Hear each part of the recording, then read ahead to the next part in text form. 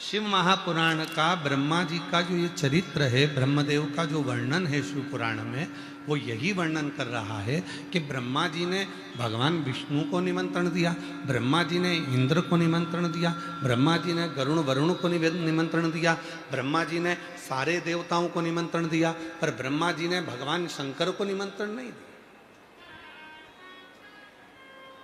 भगवान शिव को निमंत्रण नहीं दिया। पर शिव पुराण की कथा कहती है, भगवान का चरित्र कहता है कि अगर सबको निमंत्रण दिया और कोई नहीं आया, तो पूछा भगवान ब्रह्मा ने स्वयं देवऋषि नारद से कि तुम मेरे पुत्र हो, तुम मेरे बेटे हो, तुम मेरे पुत्र हो, कम से कम तुम तो बताओ कि भगवान विष्णु नहीं आते हैं, भगवान इंद्र नहीं आ रहे, गरुण वरुण नहीं आ रहे, देवता कोई नहीं आ रहा है, उसका कारण क्या है? तो भगवान देवऋषि नारद जी ने जो कहा, देवऋषि नारद जी ने कहा क्या आपने शिव जी को निमंत्रण दिया? तो कहा मैं इस सभा में, जिस सभा को मैंने रखा है, जिस आयोजन को मैंने रखा है, उसमें मैंने शिव को निमंत्रण नहीं दिया।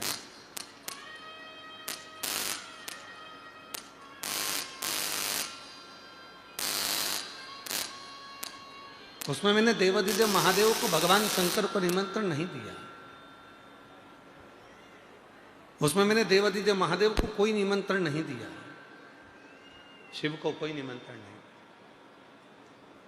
अब देवऋषि नारद जी ने कहा ब्रह्मा जी से, आपने सबको निमंत्रण दिया, शिव को निमंत्रण नहीं दिया, सब देवता नहीं आए, अब एक काम करो, फिर एक आयोजन करो, उसमें किसी को निमंत्रण मत देना, केवल एक देवादिदेव महादेव को निमंत्रण देना, किसी को निमंत्रण मत देना, केवल एक देवादिदेव महादेव भगवान ओघड़दानी को, भगवान शंकर को निमंत्रण देना, और किसी को।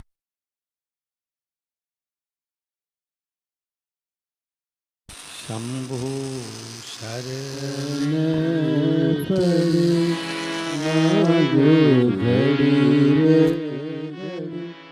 दुख काटो दया करी दर्शन आपो, शंभु शरण पड़े मागो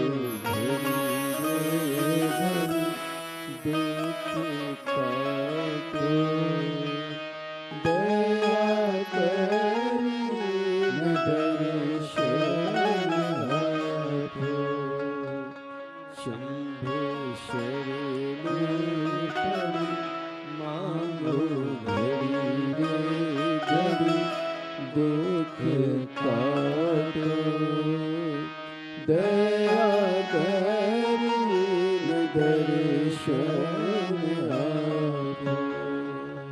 अब स्वयं भगवान देवऋषि नारद जी ने कहा,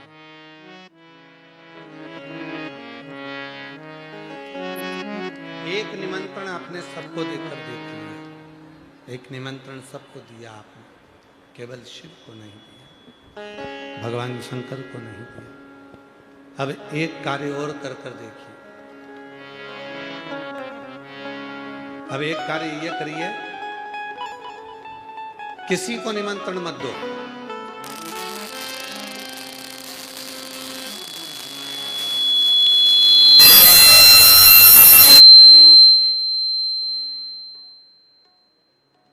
अब एक कार्य ये करिए कि किसी को निमंत्रण मत दो, अगर निमंत्रण देना है तो केवल एक देवादिदेव महादेव को, भगवान शिव को,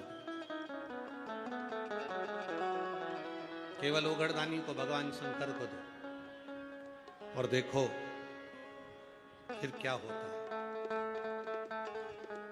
अब ब्रह्मा जी भगवान शिव जी के पास पहुंचे,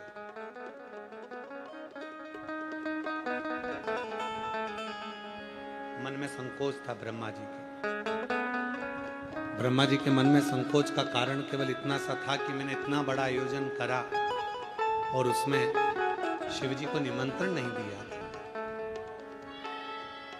और आज जब कोई देवता यहाँ नहीं आए, तब मैं भगवान शिव को अब निमंत्रण देना चाहता हूं। संकोच है ब्रह्मा जी के लिए। ब्रह्मा जी शिव जी तक तो पहुंचे ही नहीं।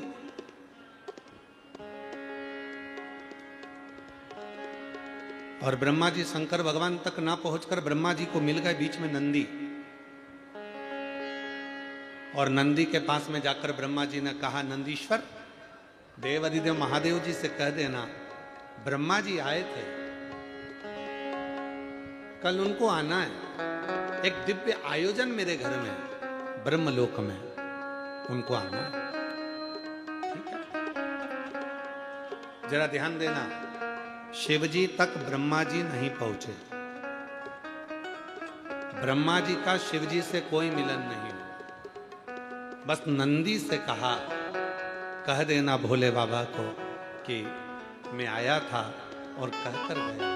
नंदी ने पूछा कि ब्रह्मदेव, तुम शिव जी से जाकर क्यों नहीं मिलते?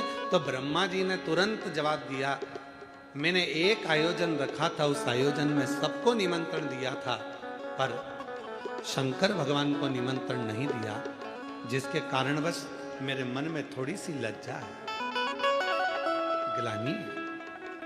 इसलिए अब मैं केवल शिव जी को निमंत्रण देने के लिए आया हूं, भगवान शंकर को निमंत्रण देने के लिए आया हूं। आप कहो नंदी, आप शिव जी से कह देना, नंदी आप ओघड़दानी से कह देना, भगवान शंकर से कह देना। नंदी से कहकर ब्रह्मा जी चले गए। शिव महापुराण की कौमार एक खंड कहता है, शिव जी नंदी पर बैठकर चले ब्रह्मा जी के यहां, और जैसे ही देवादिदेव महादेव नंदी पर बैठकर चले, जैसे ही शंकर भगवान ब्रह्मलोक में पहुंचे, इतनी देर में तो 33 कोटि देवता ब्रह्मा जी के ब्रह्मलोक में पहुंच चुके हैं, बिना निमंत्रण के, बिना आमंत्रण के, बिना निवेदन के। 33 कोटि देवता ब्रह्मा जी के यहां पर आ चुके थे, ब्रह्मदेव के यहां पर आए हुए। ब्रह्मा जी ने कहा कि मैंने तो केवल शिव जी को निमंत्रण दिया था, ना मैंने भगवान विष्णु को निमंत्रण दिया, ना मैंने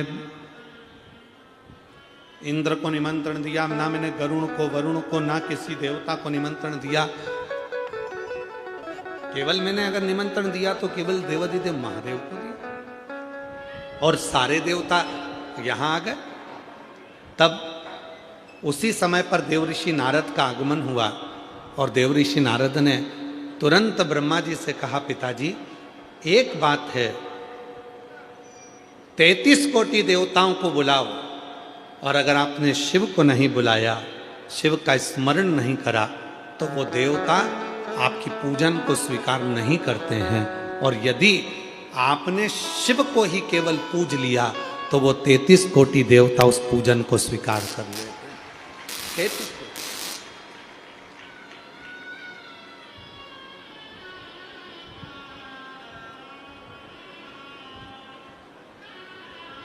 वीर शैव लिंगायत संप्रदाय के अंतर्गत, अगर यहां पर वीर शैव लिंगायत संप्रदाय के शिव भक्त अगर बैठे होंगे तो उनके स्मरण में रहेगा।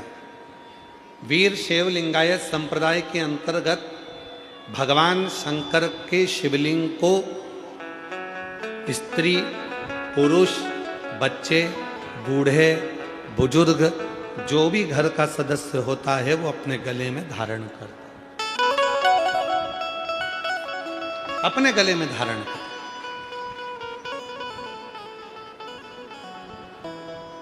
अब अगर वीर शैव लिंगायत संप्रदाय वालों से किसी से कहा जाए, किसी शिव भक्त से,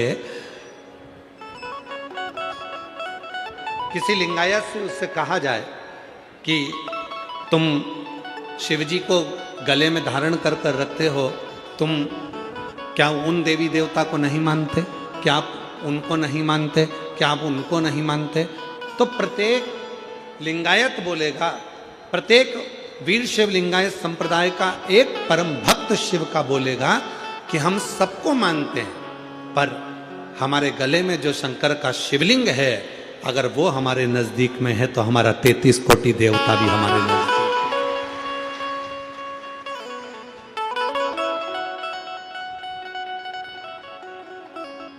यदि एक शिवलिंग हमारे गले में है, एक शिवलिंग हमारे नजदीक में है, तो हमारे पास में 33 कोटि देवता सब हमारे नजदीक में, सब हमारे। कितना सुंदर कहा है, स्मरण करिएगा जरा। शिवलिंग पे चढ़े हुए जल को जब हम अपने ऊपर प्रोक्षण करते हैं, शिवलिंग पे चढ़े हुए जल को जब हम अपने ऊपर छींटते हैं, शिवलिंग पे चढ़े हुए जल को जब हम आचमन करते हैं, और हम आचमन कर कर या प्रोक्षण कर कर अपने ऊपर छींट कर कहीं पर भी चले जाएं, किसी भी जगह पर चले जाएं, किसी से भी मिलने, किसी भी स्थान पर पहुंच जाएं, शिव महापुराण की कथा कहती है, जब तक शंकर के शिवलिंग का जल तुम्हारे मस्तक पर चढ़ा रहता है, तुम्हारे कपड़े पर छुआ हुआ रहता है, तब तक तुम जिस जिस से मिलते हो सभी को गंगा के स्नान का पुण्य फल प्राप्त होता रहता है। गंगा के स्नान।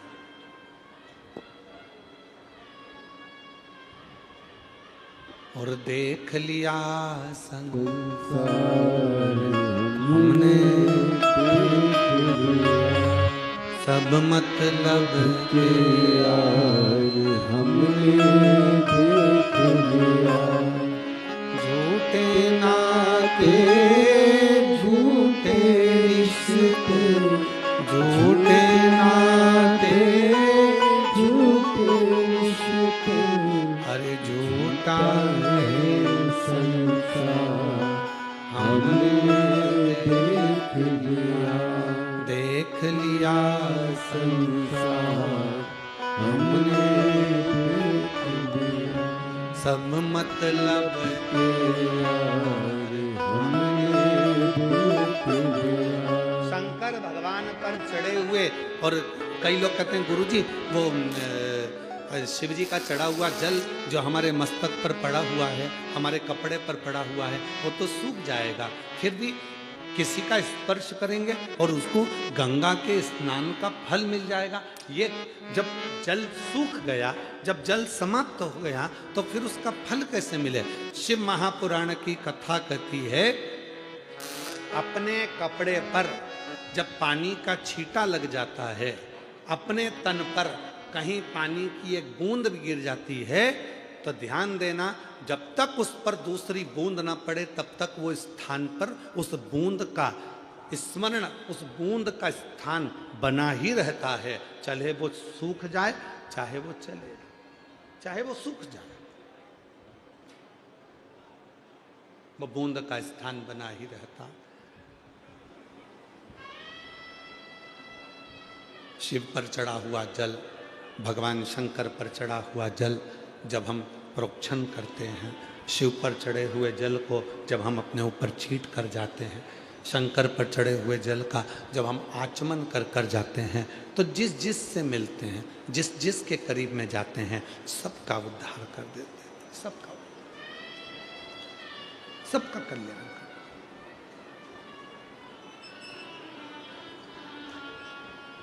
चलो जाने दो हमारे खंड को, शिव महापुराण की विद्येश्वर संहिता को ही पढ़ लीजिए। शिव महापुराण की विद्येश्वर संहिता कहती है, श्री शिवाय नमस्तुभ्यम या नमः शिवाय या ओम नमः शिवाय। जब हम आप इसका उच्चारण कर कर अपने घर से निकलते हैं, इसका उच्चारण कर कर जब हम अपने घर से निकलते हैं, तो हमारे जीवन में जितने भी तकलीफें हमारे मार्ग में आने वाली होती है, केवल इन मंत्रों के उच्चारण से वो मार्ग सुलभ होता चले जाता है और हम अपनी मंजिल तक पहुंच जाते हैं, अपनी मंजिल। जो जैसी भावना लाया वो वैसा ही फल पाया, नहीं खाली उसे लौटाया वो मन ही मन हर्षाया, और कर दिया माला माल काशी वाले ने, लुटा दिया भंडार काशी वाले ने, लुटा दिया भंडार काशी वाले ने, कर दिया माला माल काशी वाले ने। शिव के केवल प्रोक्षण से, शिव के जल के केवल आचमन से, पहले भी कथा में कांच फिर कहते हैं, वृक्ष में पानी देना है, पत्ती पर दोगे, फूल पर दोगे, फल पर दोगे, टहनी पर दोगे कि जड़ में दोगे? जम के बोलो, कहां दोगे? जड़ में। फूल पर कोई पानी नहीं देगा, पत्ती पर कोई पानी नहीं देगा, टहनी पर कोई पानी नहीं देगा, फल पर कोई पानी नहीं देगा। पानी देगा तो वो केवल जड़ में देगा।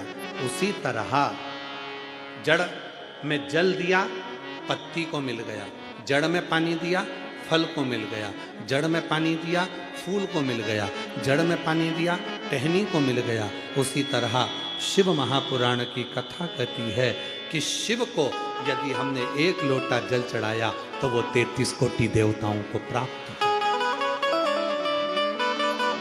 33 कोटि।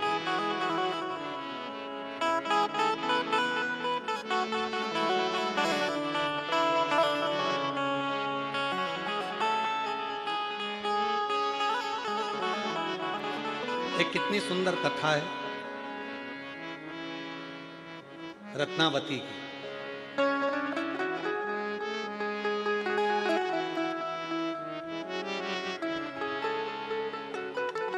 दक्षिण भारत में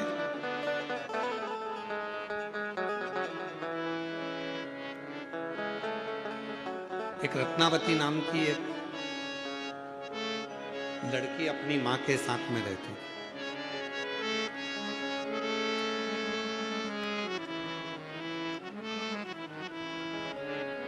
शिव के प्रति उसका भाव बड़ा था, भगवान शंकर के प्रति उसकी श्रद्धा, भगवान शंकर के प्रति उसका भाव बड़ा प्रबल।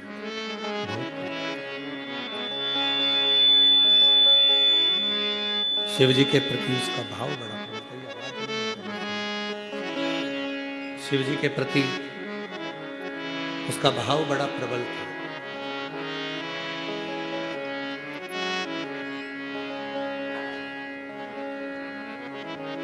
रत्नावती का नियम था, कोई भी वृक्ष की पत्ती को तोड़ती थी और महादेव को समर्पित कर देती। आप में से भी कई मेरी जीजियां ऐसी बैठी हैं जिनका नियम है, बेलपत्र नहीं मिलती है तो किसी भी वृक्ष की पत्ती तोड़कर शंकर जी के शिवलिंग पे चढ़ा देते।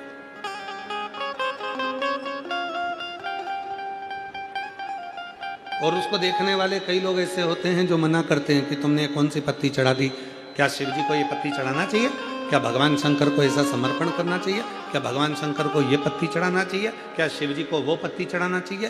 पर उसका मन है, उसने शिव पुराण की कथा जिसने सुन रखी है, भगवान शंकर की कथा को जिसने सुन रखा है, शिव जी की कथा को जिसने स्मरण कर रखा है, उसकी चित्त वृत्ति में ये बात रहती है कि पत्ती कोई सी भी हो, तोड़ी और शंकर जी को चढ़ा दी।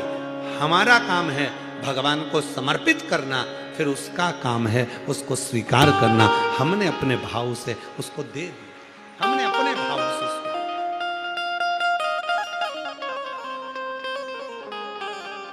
नहीं है बेलपत्र, चढ़ी हुई बेलपत्र उठाई, धोई, वापिस चढ़ी।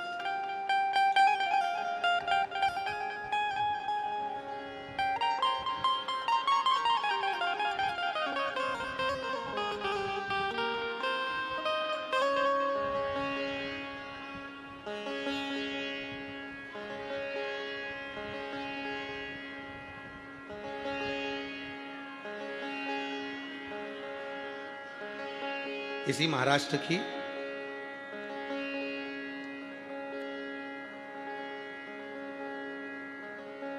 वाशिम के पास की एक बात स्मरण में आती है हमारे, महाराष्ट्र के वाशिम के पास की।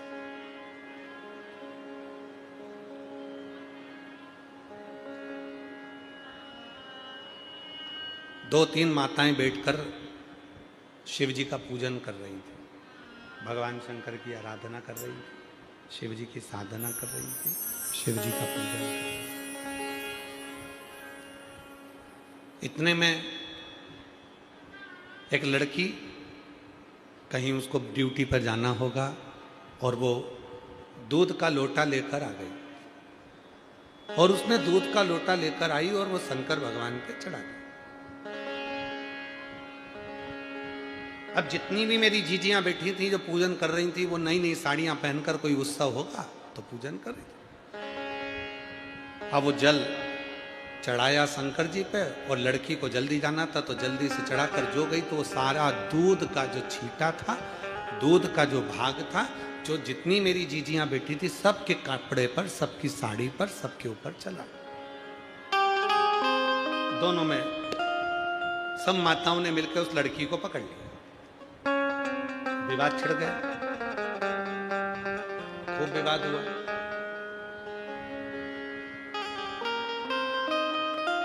लड़की बोली मैंने जल दूध चढ़ाया, उसमें क्या गलती करी?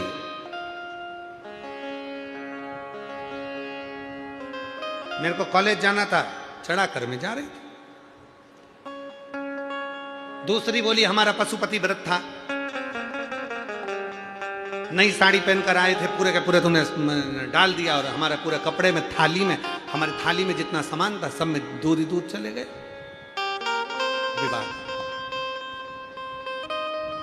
अब वो भी दोनों शंकर की भगत जो पूजन करने बैठी हैं वो भी, और जो जल चढ़ाकर दूध चढ़ाकर जा रही है वो भी, दोनों में झगड़ा हो गया। ये 4-5, वो अकेली। अब भी लगाओ फोन सीओर वाला महाराज को, पूछो क्या मैंने गलती करी। इधर से वो 5 बैठी थी, उनने भी फोन लगाया, उधर से वो अकेली ने भी फोन लगाया, सीओर फोन गया, सीओर से आशीष का नंबर लिया, आशीष को फोन लगाया, आशीष उस समय पर हमारे पास में नहीं था, उसने विकास महाराज को फोन लगाया, विकास महाराज भी उस समय हमारे पास नहीं थे, फिर उन्होंने सत्यम महाराज को फोन लगाया, सत्यम महाराज को फोन लगाया, फिर सत्यम महाराज हमारे पास में आकर बोले गुरुजी एक माताओं का थोड़ा सा विवाद छिड़ा, और उसमें थोड़ा सा दोनों की तरफ से फोन आ रहा है, पहले आप वो जो बैठ कर पूजन कर रही उनसे कुछ बात कर लो, फिर वो जो खड़े होकर जो दूध चढ़ाई उससे बात कर लो। विवाद चला,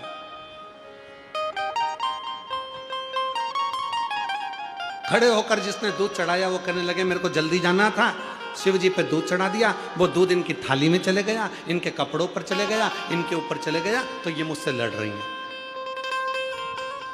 और जो नीचे बैठी थी वो कहने लगे हमारा थाली खराब कर दी, हमारा कपड़ा खराब कर दिया, हमारा पूरा अंग दूध में गीला कर दिया। अब हमने कहा तुम स्पीकर चालू करो, और स्पीकर चालू कर कर हमने कहा जितनी मेरी जीजियां बैठी हैं पूजन करने के लिए, अगर कोई ने दूध चढ़ाया है और वो चढ़ा हुआ दूध अगर देव अधिदेव महादेव का अपने शरीर पर आ जाता है, तो कौमार खंड में श्री सेलम पर जब भगवान शंकर पहुंचे थे माँ पार्वती को लेकर, और माँ वीणा वादनी माता सरस्वती ने जब भगवान शंकर को दूध चढ़ाया था, और सारे देवताओं के श्री विग्रह पर, श्री सेलम की भूमि पर जब देवताओं के शरीर पर पड़ गया था, उसी में से इंद्र को क्रोध आया था।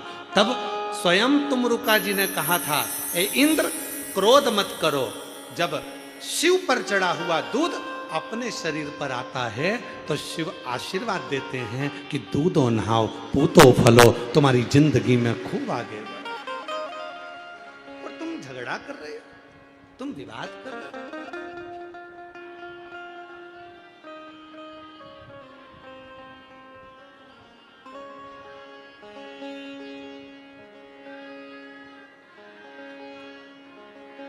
वीर शिवलिंगायत संप्रदाय के अंतर्गत शिवजी के शिवलिंग को हाथ की हथेली पर रखकर अभिषेक किया जाता है। यहां पर अगर कोई बैठे होंगे तो उन लोगों के स्मरण में बैठे हैं, यहां पर वीर शिवलिंगायत संप्रदाय बैठे हो, कहां रखकर करते हो अभिषेक? बोलो जरा। हाथ में, हाथ की हथेली, हथेली के ऊपर रखकर अभिषेक किया जाता है। क्यों? भगवान शंकर के शिवलिंग को अपनी हथेली पर रखकर क्यों पूजन करते हो? कभी अपने गुरु से पूछना, अपने गुरु जरूर बताएंगे। वो त्रिलोकी का नाथ, वो त्रिकालदर्शी, वो कैलाशी, वो अविनाशी, वो त्रिपुंडधारी, वो त्रिशूलधारी, वो गंगधारी, किसी की सामर्थ्यता नहीं है कि कोई उसको अपने हाथ पर उठा ले। पर जब शंकर का कोई भक्त उसको अपनी हथेली पर रखकर उसका अभिषेक पूजन करता है तो ये भाव से करता है कि मेरे हाथ की रकीलों में अगर कोई रकील ऐसी है जो मुझे दुख दे रही है तो तेरे आने से वो रकील भी ठीक हो जाएगी। ये मुझे विश्वास, ये मुझे भरोसा।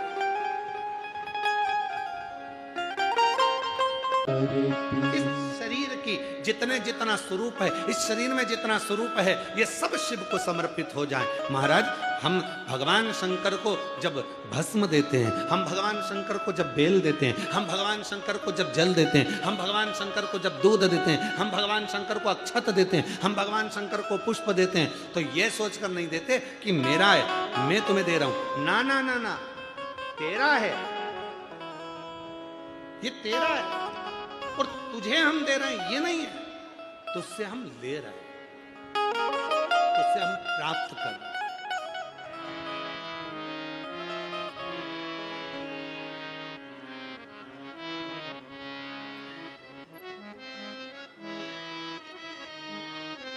ये हमारा नहीं है, ये सब तेरा है। यहाँ कुछ भी मेरा नहीं है, यहाँ सब कुछ तेरा है।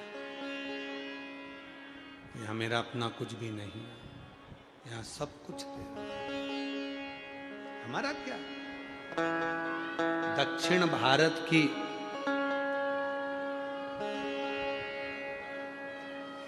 एक लड़की रत्नावती,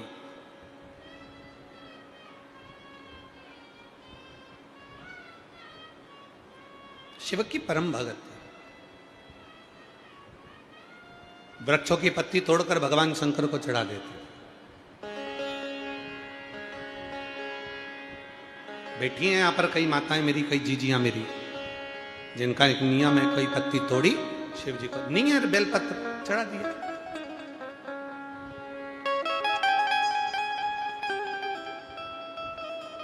और कितना सुंदर का है, भस्म भी नहीं है, चंदन भी नहीं है।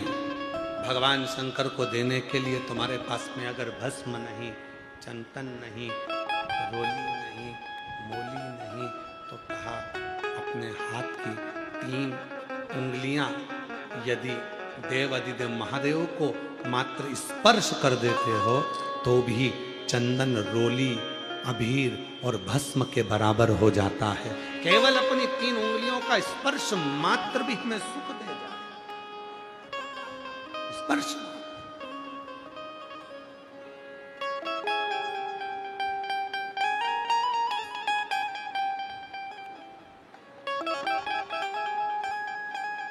एक बात कही थी,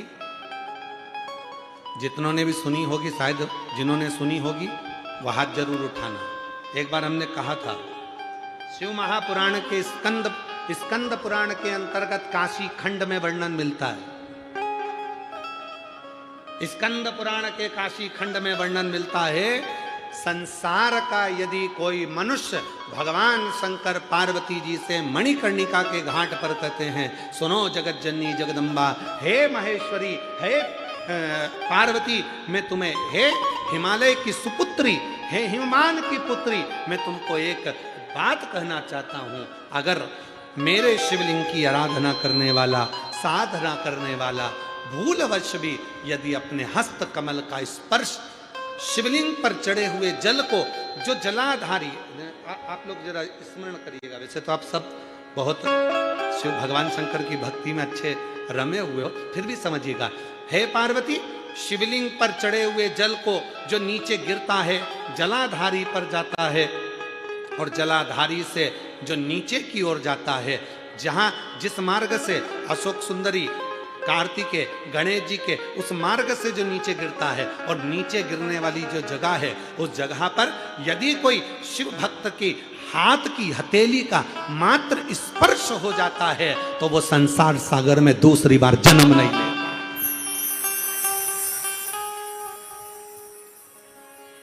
स्कंद पुराण में भगवान देवाधिदेव महादेव काशी खंड में यह वर्णन करते हैं, काशी खंड में। इसलिए जो शिव को भजने वाले हैं, शंकर का स्मरण करने वाले हैं, शंकर की भक्ति करने वाले हैं, शंकर की भक्ति में डूबने वाले हैं, जो शिव जी का अभिषेक करते हैं, वो क्या करते हैं, शिव जी का अभिषेक करते करते शंकर भगवान को स्पर्श करते हैं, स्नान कराते कराते वो भगवान शंकर की जलाधारी को हर ओर अपनी हाथ की हथेली से रगड़ते हैं, उसको स्पर्श करते हैं, उसको छूते हैं। क्यों?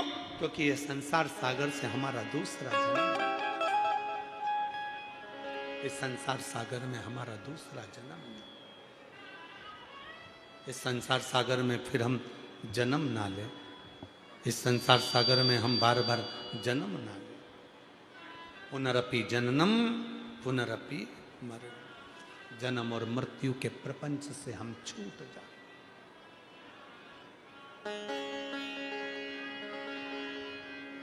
ऐसे दयालु नाथ भोलेनाथ वरदान, सब बोलो सब। अधिक मास का महीना है, पुरुषोत्तम मास है। मांगा है भोलेनाथ से वरदान, आवाज नहीं आई, यहां तक आवाज आना चाहिए सबकी। मांगा है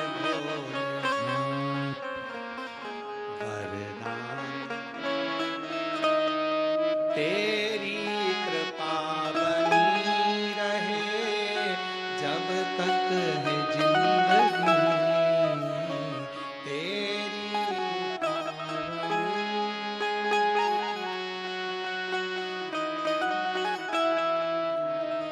तेरी कृपा बनी रहे जब तक है जिंदगी,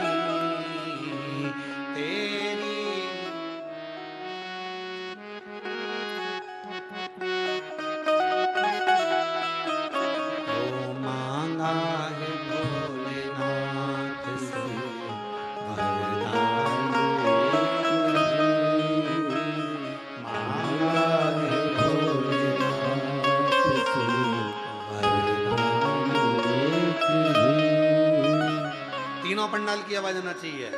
तेरी कृपा जब तक है जिंदगी, तेरी बर्तन मांजने के काम आती है। ध्यान देना, लकड़ी जली, धुआं बनी, मच्छर भागे, कीड़े भागे, लकड़ी जली, अंगारा बना, भोजन बना, लकड़ी जली, राख बनी, बर्तन मांजने के काम आई। उसी तरह जैसे लकड़ी अंत तक भी काम आती ही रही, उसी तरह संसार में आने के बाद अगर कोई एक लोटा जल शिव के मंदिर में चढ़ाना प्रारंभ कर देता है, तो उसके मरते दम तक वो जल एक ना एक दिन काम आता ही रहेगा। उसके अंतिम श्वास तक वो जल काम आता ही रहता है, उसके अंतिम क्षण तक वो जल काम आता ही रहता है। अंतिम श्वास तक वो जल काम, अंतिम श्वास।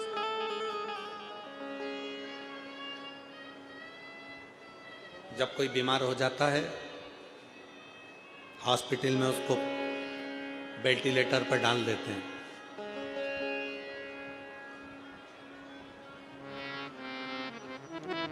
तुम्हारा कोई परिचित, तुम्हारा कोई रिश्तेदार तुम्हारा कोई पहचान वाला हॉस्पिटल में भर्ती हुआ, उस वेंटिलेटर के पास में, उस आईसीयू में, उस आईसीयू में, उस वेंटिलेटर के पास में घर के कितने लोग रहते हैं? जम के बोलो जरा जल्दी से। किसी को रखते हैं घर में? नहीं, सबको बाहर। चलो, मरीज है ना अंदर, डॉक्टर अपना काम कर रहे हैं, सिस्टर अपना काम कर रही है, चलो बाहर निकलो, सब बाहर निकलो, मिलने का समय है, इतनी बजे मिलने आना, चले जाना। पर बाकी के किसी को अंदर आने नहीं देते, किसी को अंदर नहीं आने देते। चलो बाहर निकलो, चलो बाहर निकलो। केवल डॉक्टर है, सिस्टर है। और महाराज शिव पुराण की कथा कहती है, डॉक्टर अपना काम करेगा, सिस्टर अपना काम करेगी, और तुमने जो एक लोटा जल शिव जी को चढ़ाया है, तुमने जो भगवान शिव को एक लोटा जल समर्पित करा है, तुम्हारे अंतिम क्षण में, अंतिम पल में, तुम्हारे दुख की घड़ी में वो एक लोटा जल तुम्हारे पलंग के पास आकर खड़ा हो जाएगा और तुम्हारा साथ देना प्रारंभ कर देगा, तुम्हारा साथ देना प्रारंभ कर देगा वो एक लोटा। और अंत समय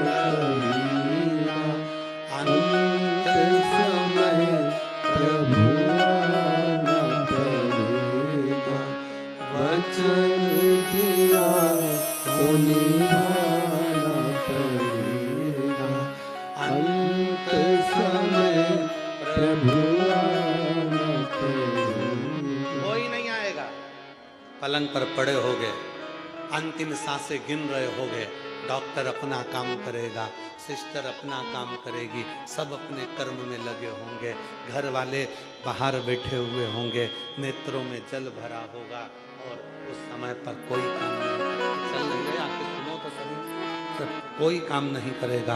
तब काम करेगा तो तुम्हारा किया गया भजन और तुम्हारा दिया गया एक लोटा जल ही काम करेगा, और वो जो काम करेगा वो कोई नहीं कर सकता।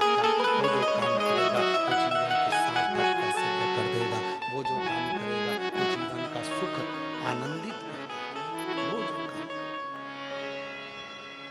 कोई काम नहीं।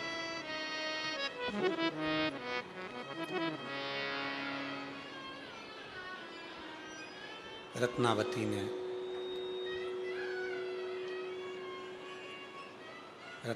ने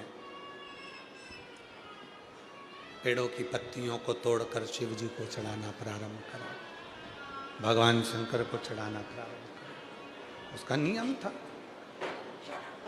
उसका क्रम था।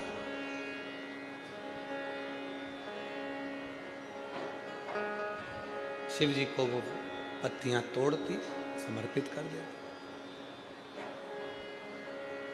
पत्तियां तोड़ दी और चढ़ा देती। कोई एक नियम, कोई एक नियम अपने जीवन में धारण करें। आप जानेंगे कि उस नियम के चलते आपके जीवन में कितना बदलाव हुआ। नियम के चलते एक गुरुजी ने एक चेले को एक नियम दिया कि तू एक नियम ले, कोई सा भी ले। चेले ने कहा कौन सा नियम लूं? मंदिर जाने का नियम नहीं लूंगा, मेरे पास टाइम नहीं। शिव जी को जल चढ़ाने का ले ले, नहीं मैं जल चढ़ाने का भी नियम नहीं लूंगा, मेरे पास टाइम नहीं। माला जपने का ले ले, माला भी नहीं जपूंगा, मेरे पास टाइम नहीं। भगवान को भोग लगाने का मेरे पास टाइम नहीं। तो उसने कहा कि कोई नियम तो ले। उसने कहा एक नियम लेता हूं, मेरे पास में मेरा पड़ोसी रहता है, कुम्हार है, मटका बनाता है, उसका मुंह देखूंगा सुबह सुबह, जब तक नहीं देखूंगा तब तक भोजन नहीं करूंगा। ठीक है, कोई तो नियम ले। और उसने नियम लिया कुम्हार का मुंह देखने का, और रोज कुम्हार का मुंह देखता, भोजन करता, कुम्हार का मुंह देखता, भोजन करता। आज घर आया और घर आने पर मालूम पड़ा कुम्हार ही नहीं है। तो पता करा कहाँ गया, तो क्या मिट्टी खोदने गया। अरे बाप रे, मुझे तो भूख लग रही बहुत तेज, अब करूं तो करूं क्या, अब करूं तो करूं क्या। ढूंढने के लिए गया, उसके घर गया। कुम्हार कहाँ गया, तो क्या ये दक्षिण दिशा में गया। दक्षिण दिशा में गया उसको ढूंढने के लिए, और जैसे ही गया कुम्हार मिट्टी खोद रहा था। मिट्टी खोदते खोदते इतने में कुम्हार को मिट्टी के नीचे से सोने का हंडा मिल गया। जैसे ही हंडा मिला, इसने मुख देखा उस कुम्हार का और चिल्लाकर बोला, देख लिया। जैसे ही बोला देख लिया, बोलते से ही भाग गया। कुम्हार को लगा इसने सोने का हंडा देख लिया। कुम्हार ने मिट्टी में सोने के हंडे को दबाया, दौड़ा उसके पीछे और दौड़ते दौड़ते उसके घर पहुंच गया। भैया भैया, मैं तेरे हाथ जोड़ता हूं, तो किसी से मत कहना, एक काम कर, आधा मेरा आधा तेरा। तो उसने पूछा, भैया किस बात की बात कर रहा है। मैं तो तेरे मुंह की देख रेख की बात कर रहा था। मेरे गुरुजी ने वचन लिया था कि एक नियम पालना, और मैंने नियम पाला था तेरा मुख देखने का। मुझे नहीं मालूम कि तुझे सोने का हंडा मिला। और देखो आखिरी में आधा सोने का भाग उसको मिल गया, आधा कुम्हार सोना बढ़ गया। केवल एक नियम हम अपनी जिंदगी में लेते हैं तो उसका फल हमको जरूर मिलता। एक नियम। गला पकड़ रहा है बेटा, वो ठीक ठीक कर आवाज निकल रही है उसमें से, थोड़ा बेस में डाल के थोड़ा क्लीन तो करो उसको। एक नियम हम अपनी जिंदगी में लेते हैं और वो नियम सार्थक हो। एक तो ऐसे दयालु नाथ से रिश्ता बनाइए, ऐसे दयालु नाथ से रिश्ता बनाइए, मिलता रहेगा आपको जो कुछ भी चाहिए, मिलता रहेगा आपको जो कुछ भी चाहिए। एक संबंध बनाओ परमात्मा से, एक कोई नियम बनाओ परमात्मा से। रत्नावती ने एक नियम बनाकर रखा था, मंदिर में जाती पत्ती तोड़ती चढ़ा देती, कहीं जाती पत्ती तोड़ती चढ़ा देती। उसका नियम था, सफर करती है, कहीं जाती भी है तो एक वृक्ष की पत्ती तोड़कर किसी भी कंकर को उठाकर उस पे चढ़ा देती। एक नियम था उसका कि शिव को मुझे कुछ देना है, रोज समर्पित करना है, और वो पत्ती उठाकर समर्पित कर देती है, वो पत्ती उठाकर चढ़ा देती। रत्ना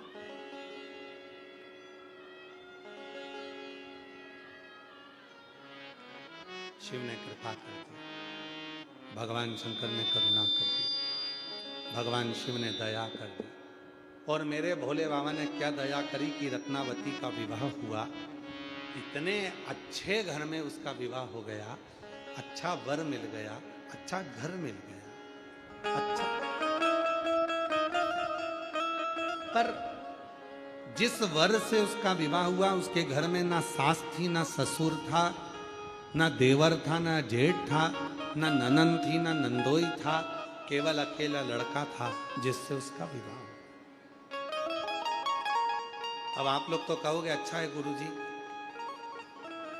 कोई नहीं था। पहले के समय में लड़की के लिए लड़का ढूंढते थे तो बड़ा घर ढूंढते थे। कम से कम लड़की के 4-5 काका ससुर, ताऊ ससुर हों, 2-4 मामा ससुर हो, 3-4 फूफा ससुर हो, 2-4 मौसा ससुर हो, लड़की के कम से कम 2-4 देवर जेठ हो। इतना बड़ा परिवार देखते थे। क्यों? लड़की के लिए बड़ा परिवार इसलिए देखा जाता था कि लड़की को अगर कोई दुख होगा वो अपने पति से नहीं कह पाएगी, ससुर से नहीं कह पाएगी, तो काकी सास से कह देगी। काकी से नहीं कहेगी ताई से कह देगी, ताई सास से नहीं कह पाएगी, ननंद से कह देगी, एक ननंद से नहीं बोलेगी तो दूसरी ननंद से बोल देगी, दूसरी ननंद से नहीं बोलेगी तो मौसी से बोल देगी, मौसी से नहीं बोलेगी तो मामी से बोल देगी, मामी से नहीं बोलेगी तो बुआ से बोल देगी। किसी को कहकर अपना मन तो हल्का कर लेगी। इसलिए बड़ा परिवार देखते थे। आज के ज़माने में लड़की के लिए जो घर ढूंढा जाता है, छोटे से छोटा, छोटे से छोटा, बिल्कुल छोटा लड़का, जॉब में, हाँ, कहां कर रहा है? बेंगलोर में। अच्छा,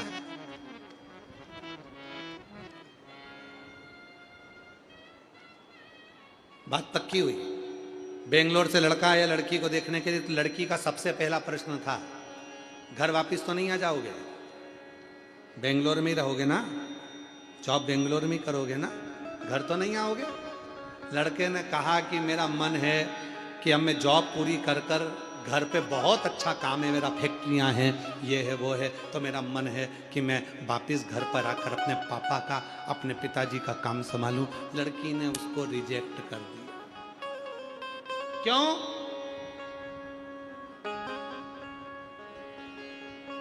कोई नहीं चाहिए, केवल मैं तुम दोनों रहें, कोई अपने को बोले नहीं, कोई अपने को कहे नहीं, कोई अपने को टोके नहीं, बस मैं अपनी मर्जी की करूं, तुम अपनी मर्जी का करो। पर शिव पुराण की कथा कहती है, हर बेटी को चाहिए शादी करने से पहले वो अपने माँ बाप से बोले कि मेरे घर को देखना तो बड़ा देखना, कम से कम मेरे घर में 2-4 लोग तो हों जिनसे मैं हंस बोल कर बात कर सकूं और अपने जिवड़े की दुख को कह सकूं, अपने मन को हल्का कर सकूं, अपने मन को। पर आज के लोग नहीं कहते, आज के लोग नहीं कहते। रत्नावती को जो घर मिला वो अकेला लड़का, रत्नावती को जो घर मिला वो अकेला लड़का, कुछ नहीं करता, कोई परिवार में सदस्य नहीं, अकेला, अपने काम में लगाओ, अपने कृत्य में लगाओ। अब आया रत्नावती का जाते का समय, गर्भ से हो गए, गर्भस्थ हो गए, गर्भ में बच्चा आ गया,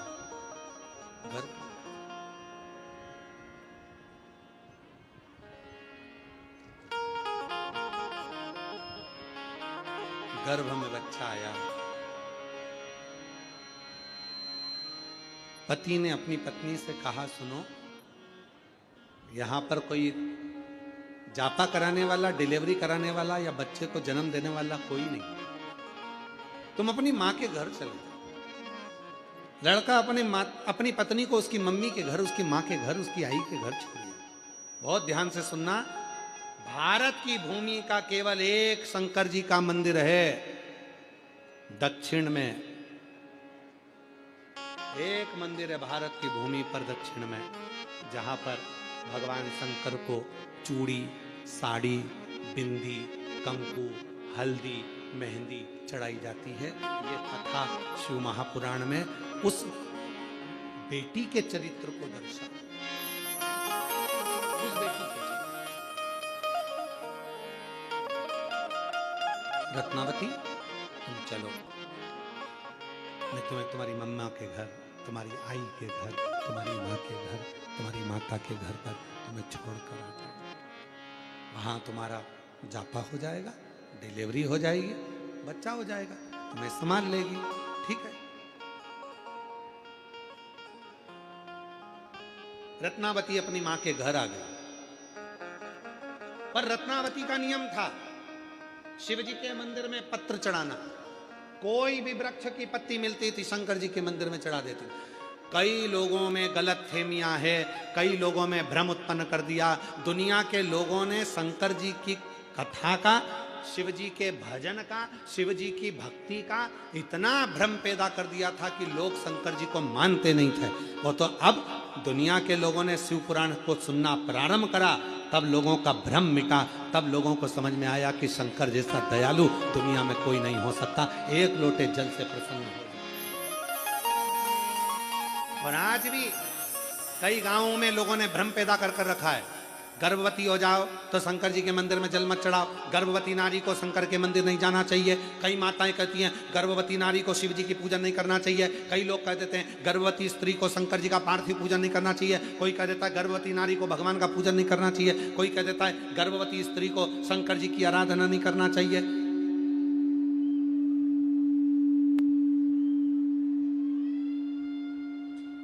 कई लोग हैं ऐसे जो दिन भर कुछ ना कुछ ज्ञान देते ही रहते हैं। गर्भवती स्त्री को शिव जी का पूजन नहीं करना चाहिए, गर्भवती नारी को शंकर जी को जल नहीं चढ़ाना चाहिए। और शिव पुराण क्या कर रही है? रत्नावती का चरित्र कर रहा है। गर्भ में बच्चा और रत्नावती वृक्ष की पत्ती को तोड़कर शिव को समर्पित कर रही है।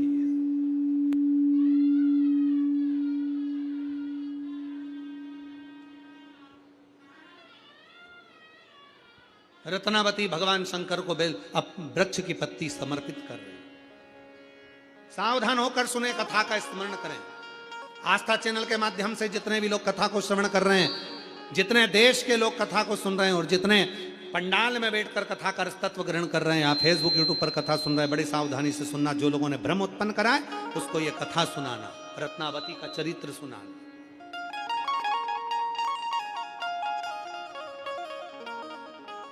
रत्नावती गर्भवती है, गर्भ में बच्चा है, रत्नावती की संतान है, गर्भ में बच्चा है। और रत्नावती विचार करती है, रत्नावती के मन में भाव आता है। वृक्ष की पत्ती को तोड़कर रत्नावती शिव जी को समर्पित करती है। वृक्ष की पत्ती को तोड़कर रत्नावती शंकर भगवान को समर्पित करती है।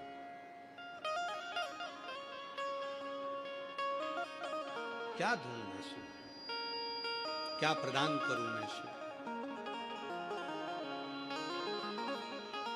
कहां से लाऊं गंगा, कहां से लाऊं यमुना, कहां से लाऊं गंगा, कहां से लाऊं यमुना, कहां से लाऊं सरयू अपार पड़ी रे, भोले तेरी सेवा हमसे ना बनी, शिव शंकर तेरी सेवा हमसे ना बनी।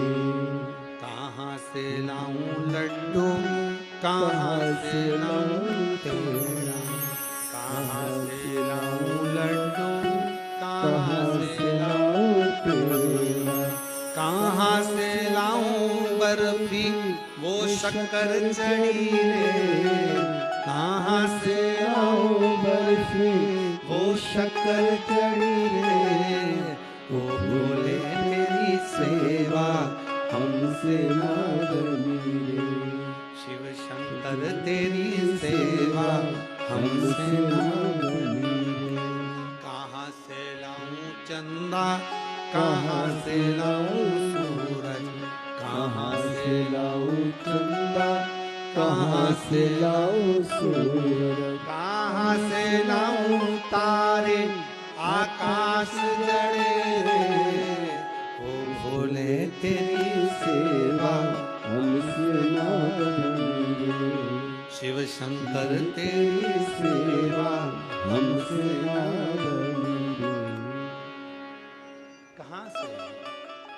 रत्नावती वृक्ष की पत्ती को तोड़ती है। रत्नावती वृक्ष की पत्तियों को तोड़कर शिव को समर्पित करती है। शिव भगवान उग्रदानी को पत्तियां दे, गर्भवती है।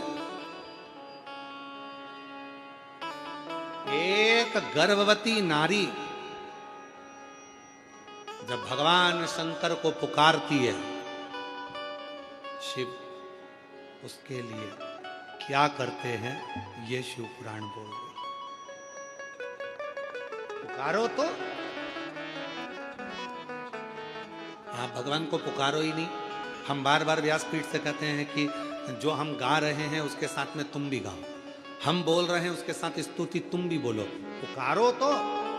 केवल कथा सुनने के लिए बैठे, यहाँ से सुनी, यहाँ से निकाल दी, बची कुची थी कपड़े में तो जाते जाते सब झटकार दी। घर के लोगों ने पूछा कथा में गई थी क्या लेकर आई, कि भीड़ बहुत थी।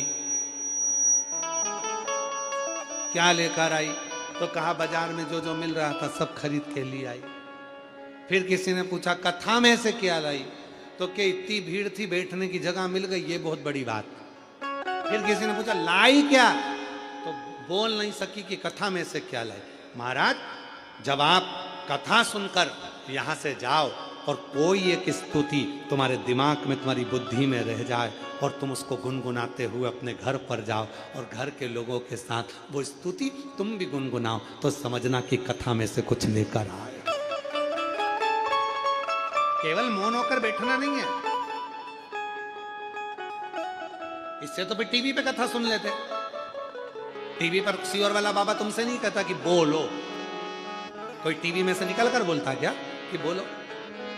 इससे तो टीवी पे सुन लेते, मोबाइल में सुन लेते, मोबाइल में सुनते कहीं।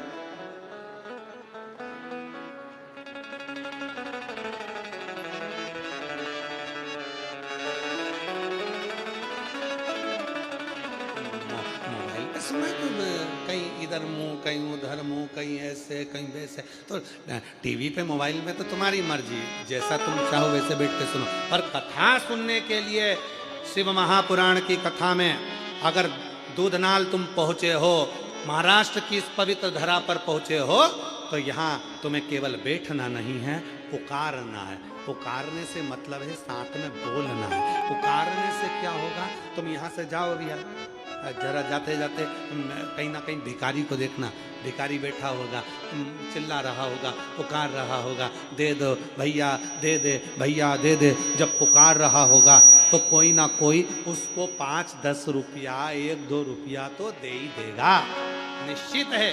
उसी तरह जब हम भोलेनाथ को पुकारेंगे तो मेरा भोलेनाथ जाते जाते कुछ ना कुछ करुणा कर ही देगा।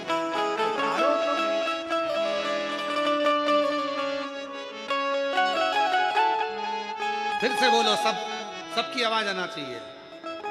मांगा है भोलेनाथ वरदान, तेरी कृपा बनी है वरदान। घर पर जाते जाते गुनगुनाते हुए जाना, स्मरण करते जाना, बार बार बोलना, तेरी कृपा। दिन भर 24 घंटे में एक बार मुख से सरस्वती निकलती है। हो सकता है तुम्हारे गुनगुनाने से, तुम्हारे बोलने से और सरस्वती मैया तुम्हारे मुख से निकल जाए। तेरी कृपा जब तक सरस्वती मुख से निकल जाए कि तेरी कृपा बनी रहे जब तक मेरा जीवन रहे। इतने में तो सरस्वती मैया ने कह दिया, अब तो भोलेनाथ तेरे मरते दम तक तेरे साथ, तो चिंता मत कर, एक लोटा जल सारी समस्या का। बोल बम का नारा है, इतना धीमा बोलोगे तो कल्याण तुम्हारा। जम के बोलो, बोल बम का नारा है।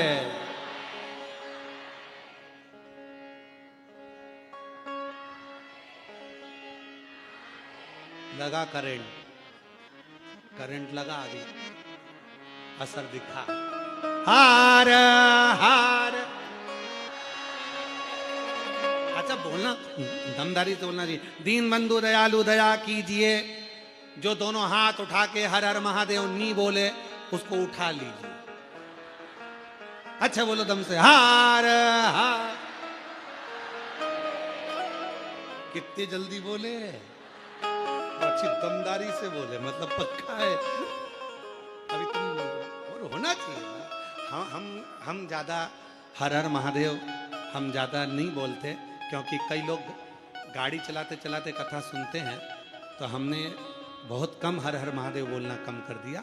क्योंकि लोग गाड़ी चलाते चलाते कथा सुनते तो उनके पत्र पहले बहुत आते थे, मोटरसाइकिल पे जो जाते थे, कथा कान में कथा सुन रहे हैं, और हम कह देते थे कि दीन बंधु दयालु दया कीजिए, जो हर हर महादेव नहीं बोले उसको उठा लीजिए। तो बेचारा पहले गाड़ी रोकता था, फिर हर हर महादेव करता था। तो जितने आसपास में गाड़ी चलाने वाले थे वो उसको देखते थे, इसको हो क्या गया, कहीं मिर्गी का दौरा तो नहीं आ गया। तो हमने धीरे धीरे कहना बंद कर दिया ये कि अब आप लोग बोला करो, पुकारो उसको।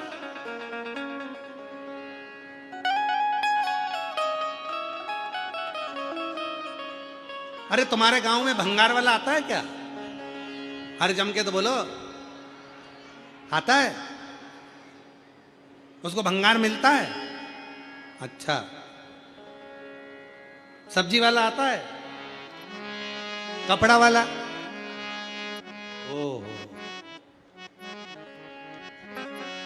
आवाज लगाता है? सब्जी वाला आवाज लगाता है, गोभी लो, भिंडी लो, गिलकी लो, तुम दौड़ कर आते हो। कपड़े वाला आवाज लगाता है, नया नया सूट है, वो वाली फिल्म में वो हीरोइन ने पहना था, ले आओ। कपड़े वाला आवाज लगा रहा है। फिर वो सामान वाला,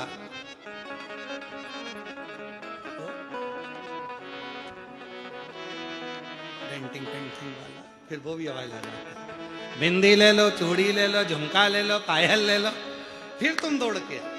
अब जरा विचार करिए, सब्जी वाले की आवाज लगाने से तुम दौड़ कर जाते हो, कपड़े वाले की आवाज लगाने से बेटियां दौड़ कर जाती हैं, श्रृंगार वाले की आवाज सुनकर सौभाग्यवती नारियां दौड़ कर जाती हैं, आइसक्रीम वाले की आवाज लगाने पर बच्चे दौड़ कर जाते हैं, तो हर हर महादेव कहने से महादेव दौड़ कर आता है, ये निश्चित हो जाता है। जो तिजोरी है, इसमें जो रतन भरा पड़ा, वो कहते ना, देहाची तिजोरी भक्ति चाँच उघड़दार देवाता, उघड़दार देवा, उघड़दार देवाता, उघड़दार देवा। देहाची तिजोरी भक्ति चाँच तेरा, उघड़दार देवाता, उघड़दार देवा, उघड़दार देवाता, उघड़दार देवा। जितना पुकार रहे हैं हमारे भीतर के रतन को, माणिक को, हीरे को, पन्ने को, हम जितना लुटा रहे हैं उतना शुभ हमारे करीब में आ,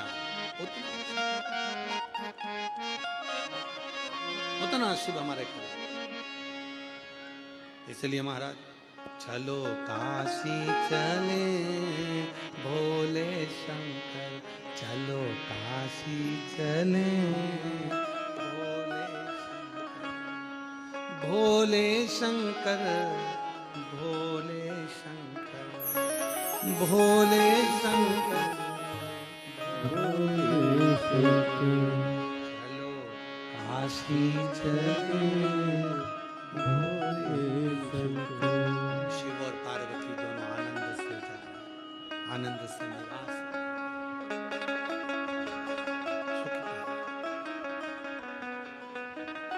रत्नावती के गर्भ में बच्चा है, मां के घर में रह रही है। प्रसव पीड़ा रत्नावती के शरीर में होने लगी, प्रसव पीड़ा। मां ने कहा, बेटा मैं तेरे लिए वेद को ढूंढ कर लेकर आती हूं, मैं तेरे लिए डॉक्टर को ढूंढ कर लेकर आती हूं, वेद लेकर आती हूं, तो चिंता मत कर, मैं अभी जाऊंगी, अभी लेकर आऊंगी, मैं अभी जाऊंगी, अभी लेकर आऊंगी। मां दौड़ी, बूढ़ी मां दौड़ पड़ी, और बूढ़ी मां जैसी दौड़ती दौड़ती दौड़ती दौड़ती गई, जल वृष्टि प्रारंभ हो गई। ऐसा पानी गिरने लगा, ऐसा जल गिरने लगा, ऐसा जल गिरने लगा, ऐसी जल वृष्टि होने लगी, बाढ़ आ गई, जल वृष्टि, आंधी चलने लगी, तूफान चलने लगा, पानी गिरने लगा। बूढ़ी मां बाढ़ में फंस गई। बेटी को प्रसव पीड़ा हो रही थी, गर्भ में बच्चा था, गर्भ।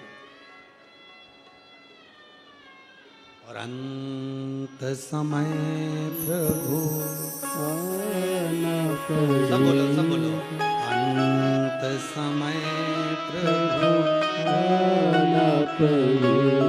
और अंत समय कौन सा? जब मेरा दुख का घड़ी है, जब मेरा दुख का समय है, जब मेरी तकलीफ का समय है, जब मेरे कष्ट का समय है, उस समय पर अंत समय आना पड़ेगा और वचन दिया तो निभाना पड़ेगा।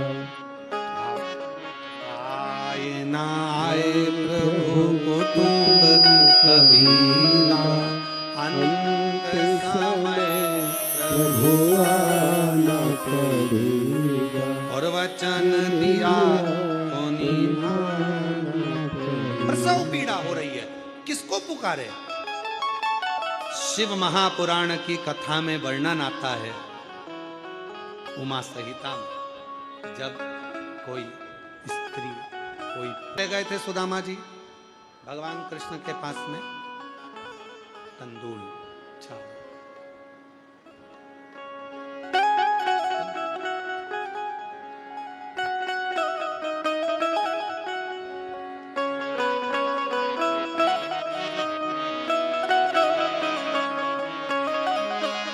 लगाया गले से सुदामा को, लगाया गले से सुदामा को मोहन हुआ रुक्मणी को बड़ा ही अचंबा, हुआ रुक्मणी को बड़ा ही अचंबा। ये मेहमान कैसा अजीबा गया है, ये मेहमान कैसा अजीबा गया है। क्या लेकर गए थे? तंदूल नहीं था खुद के घर में, पड़ोसी से मांग कर लिया। सुशीला ने अपने साड़ी के पल्लू में तंदूल को रखा। जब साड़ी के पल्लू में तंदूल को रखा तो तंदूल के वजन के कारण साड़ी फट गई, तंदूल नीचे गिर गया। सुशीला ने साड़ी के 4 भाग कर लिए और तंदूल को बटोर कर उसमें रख लिया।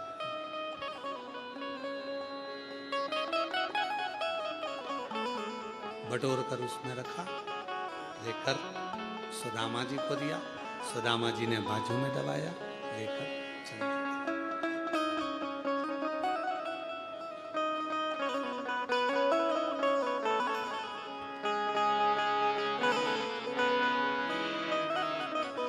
चरण पखारे भगवान कृष्ण।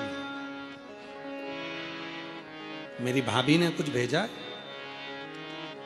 सुदामा जी ने छुपाया, कृष्ण ने निकाली, तंदूल लेकर हाथ में।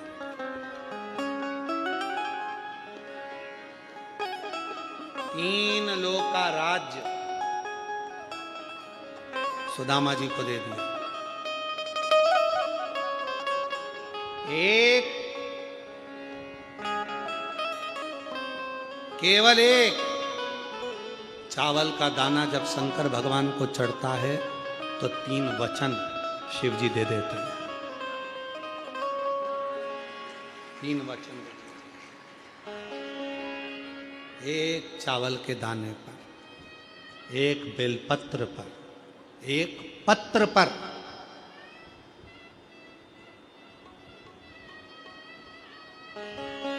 एक चावल के दाने पर 3 वचन मिल जाते हैं। जैसे ही शिवलिंग के ऊपर आखा, आखा जानते हो ना आप लोग, क्या बोलते हैं इधर महाराष्ट्र में? आखा, पूर्ण, अक्षत।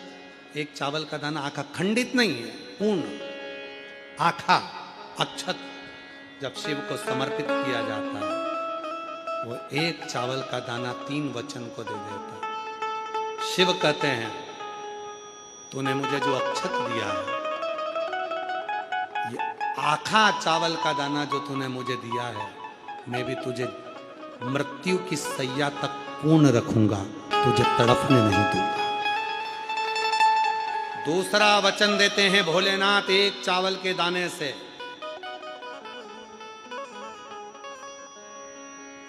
दुनिया में केवल एक अन्न है, चावल, जो कभी वापिस चावल से पैदा नहीं होता। गेहूं गेहूं से पैदा होगा, चना चने से पैदा होगा, सोयाबीन सोयाबीन से पैदा होगा, और केवल एक चावल ऐसा होता है जो चावल से चावल पैदा नहीं होता, उसका रोप लगाना पड़ता है और रोप से वो धान पैदा होती है।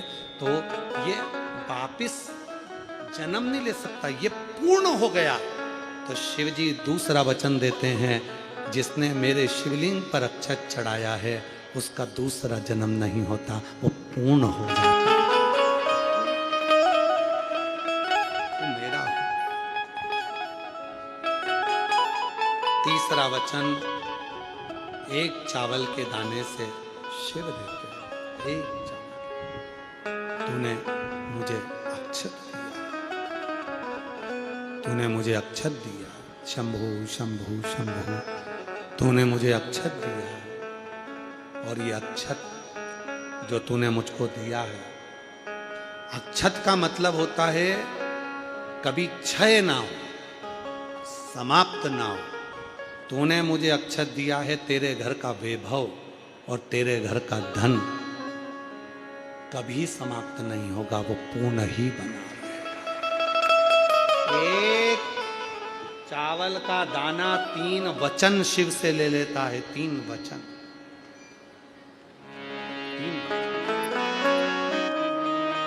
अभी पुरुषोत्तम मास की शिवरात्रि आ रही है, गला पकड़ रहा है आशीष भाई। पुरुषोत्तम मास की शिवरात्रि आ रही है, कितनी तारीख को है?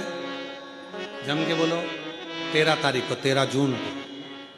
जो 13 जून को शिवरात्रि है पुरुषोत्तम मास की, उसमें शाम को 7 बजे आप और हम अपने अपने घरों में मिट्टी का शिवलिंग बनाकर, पार्थिव शिवलिंग बनाकर शाम को 7 बजे ऑनलाइन पूजन करेंगे। सब पूजन करेंगे ऑनलाइन 7 बजे, अपने अपने घरों पर रहकर आप और हम सब पूजन करें ऑनलाइन। आस्था चैनल पर प्रसारण होगा 7 बजे, फेसबुक यूट्यूब पर भी चलेगा।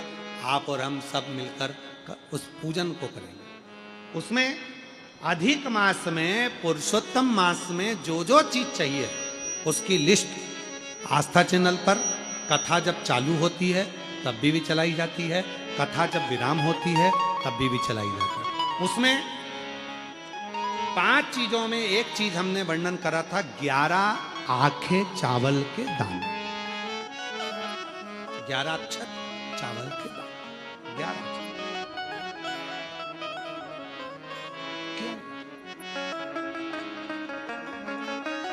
हमको इधर महाराष्ट्र का तो नहीं मालूम है, पर 33 यहाँ आप लोगों के स्मरण में है कि नहीं, जगह जगह पर 33 मालपुए दान होते हैं, पर केवल एक महाराष्ट्र, छत्तीसगढ़, बिहार,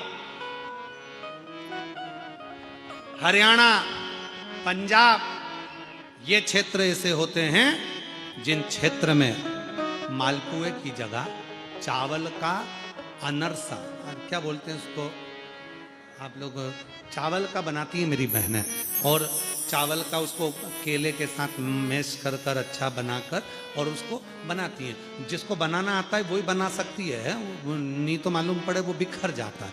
पर उसको जब माताएं बनाती है तो वो जो अनरसा होता है उसमें बारीक बारीक बारीक बारीक बारीक बारीक बहुत सारे छेद उसके अंदर हो जाते हैं, बहुत सारे छेद उसके अंदर। वो अनरसे का दान करते हैं, तांबे के पात्र लाल वस्त्र में दान कर उसको रख कर उसको दान देते हैं उसका। शंभो शंभो शंभो शंभो शंभो शंभो शंभो भारत।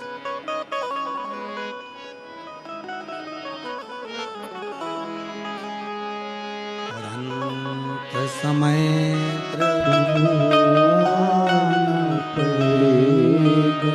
वचन दिया निभाना पड़ेगा, प्रभु तुम कभी ना